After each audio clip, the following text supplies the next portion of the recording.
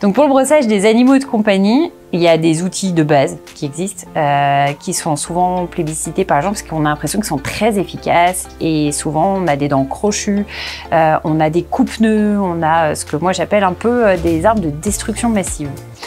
Et ces outils-là ne sont pas toujours adaptés pour un brossage quotidien, parce que pour un brossage quotidien, comme pour nous, sur les animaux de compagnie, on va travailler avec des outils qui démêlent, mais qui vont être doux pour la peau et doux pour le poil. Et en fonction de la race, on ne va pas avoir les mêmes outils. On a fait fabriquer, depuis maintenant quelques temps, nos brosses en Allemagne. Si toutes les brosses ont l'air de se ressembler et d'être les mêmes, elles ne le sont pas. Ce qui fait la qualité d'une brosse, c'est la qualité de la dent, c'est-à-dire la pénétration de la dent et le montage sur le matelas. Donc toutes nos brosses de la marque Bulle et Douce sont fabriquées en Allemagne. Toutes ces brosses vont avoir des fonctions très différentes, avec des dents qui vont être un petit peu plus dures, des dents qui vont être un petit peu plus souples, comme celle-ci, mais qui restent quand même fermes, avec plus ou moins de longueur.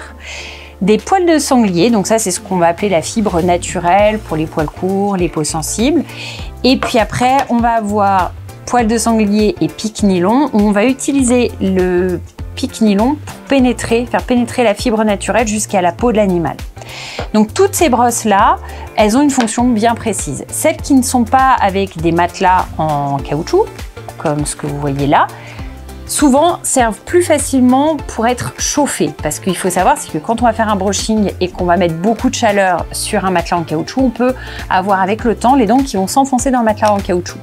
Quand on travaille avec des brosses en bois, comme ça avec des socles en bois, même si on met de la chaleur, non seulement la fibre naturelle ne va pas abîmer le poil, mais en plus de ça, on n'a pas de chute du fait qu'on n'a pas de semelle en caoutchouc. Voilà, donc ça c'était pour la petite précision.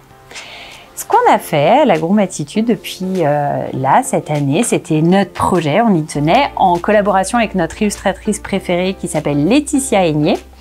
Nous offrons la possibilité à nos clients de graver leurs brosses. Graver les brosses avec des dessins. Alors si par exemple je prends la brosse un peu plus spécifique Terre-Neuve, voici le dessin du Terre-Neuve.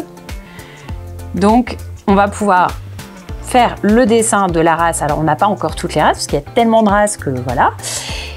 Néanmoins on va déjà en avoir quelques-unes de disponibles sur notre site internet. Et vous allez avoir ici la possibilité de graver le nom du chien ou le nom de l'élevage.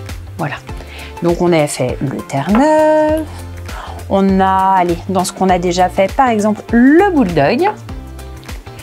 On va avoir le Spitz ici. Est-ce qu'on en a d'autres? On en a une ici. Je crois que c'est à peu près tout. On vous en montrera plus. On va avoir le Chihuahua, on va avoir le Bearded, le Cocker. Et puis au fur et à mesure, la liste va s'allonger. En tout cas, c'est pour que vous puissiez ne pas vous faire voler vos brosses aussi, parce que souvent vous les faites piquer en exposition un petit peu partout. Donc ces petites brosses là, elles seront gravées, mais en fait c'est gravé dans le bois ici, et du coup c'est vrai que ça ne bouge pas avec le temps.